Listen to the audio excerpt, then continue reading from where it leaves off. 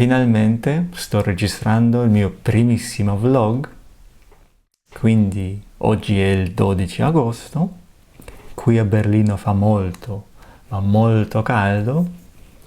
Io sto a casa, da poco ho subito un piccolo intervento chirurgico, devo prendere cura di me, restare tanto a letto e ne approfitto dell'occasione anche per finalmente registrare un vlog, meglio tardi che mai.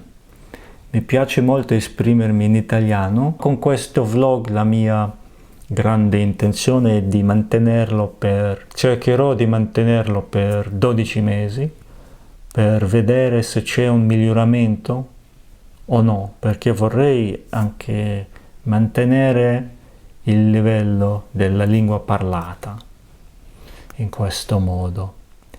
Qui vorrei anche, attraverso questi vlog, di condividere certi pensieri, ricordi della vita quotidiana. Abito a Berlino, sono libero professionista, traduttore e poi al weekend offro occasionalmente anche delle visite guidate in italiano e in inglese. Oggi non ho quasi nulla di speciale in programma, vi racconto un po' le cose in cucina. Andiamoci in cucina. Eccoci in cucina, io spendo tanto tempo qui sul divano, lavoro anche qui, preferisco di lavorare qui vicino al fornello. Io bevo tantissimo caffè, quindi metto su la moka, poi vado nell'altra stanza, comincio a lavorare e mi sono scordato, no? Poi torni qui, tutto sa di bruciato e no, tutto rovinato. L'altro giorno mi è arrivato il pacco, lì dentro c'era la nuova padella perché quella precedente l'ha rovinata, l'ha dimenticata sul fornello, è tutta nera, da buttare. Quindi per evitare ulteriori danni ho deciso di non lasciare incustodito il fornello, no? Per evitare un incendio o qualcosa di peggio. È la stanza più piccola di questo appartamentino, mi trovo benissimo qui sul divano. No, è proprio diciamo il mio ambiente preferito qui, anche abbastanza tranquillo. Chiudo la porta e sono nel mio mondo, posso lavorare in santa pace, ecco. Poi con questo caldo uno cerca sempre cerca riparo, forse vicino al lago, a un fiume. Berlino in realtà è anche abbastanza verde.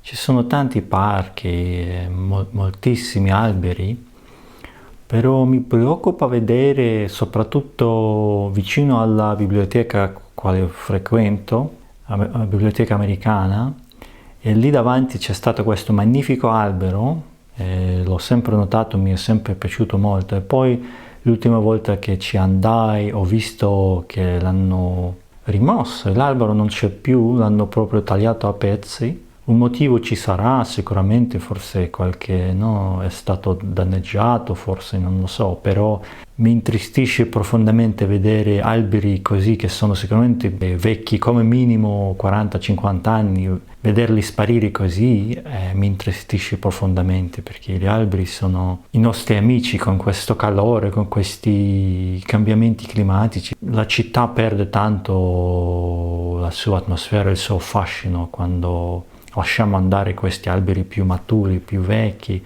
Hasenheide è un parco molto caro a me, molto verde, che allora lo stanno tentando di rianimare un po' perché è stato calpestato molto con delle feste d'estate. Ora ci hanno messo delle barriere per permettere anche la rigenerazione vegetativa, no? Quando mi sento di nuovo in forma, io uscirò sicuramente in bici e vado a dare un bello giretto a Hasenheide. Ieri sera sono uscito per la prima volta dopo la mia operazione, solo per un po'. Ho fatto una bella passeggiata con un amico che è qui a Berlino di passaggio. Ci siamo conosciuti qui quasi più di 10 anni fa. Il mio amico è un accademico, è americano, però negli ultimi 3 anni lavora e abita ad Amsterdam, ma di tanto in tanto torna a Berlino, quindi ci vediamo. e mi ha raccontato questa grande novità che lui è accademico, gli hanno offerto un posto a Parigi. Un'altra mia amica sta per lasciare Berlino e sta per spostarsi indefinitivamente verso Barcellona per motivi di lavoro, ma anche perché a Berlino ti attrae soprattutto d'estate, c'è questa illusione di una vita straordinariamente tutto una grande festa, ma poi arriva in novembre, le energie sono in calo, il sole si nasconde dietro le nuvole, poi io noto sempre ci sono molto meno visite, il turismo anche molto in calo, la città diventa molto più se stessa, molto più autentica d'inverno.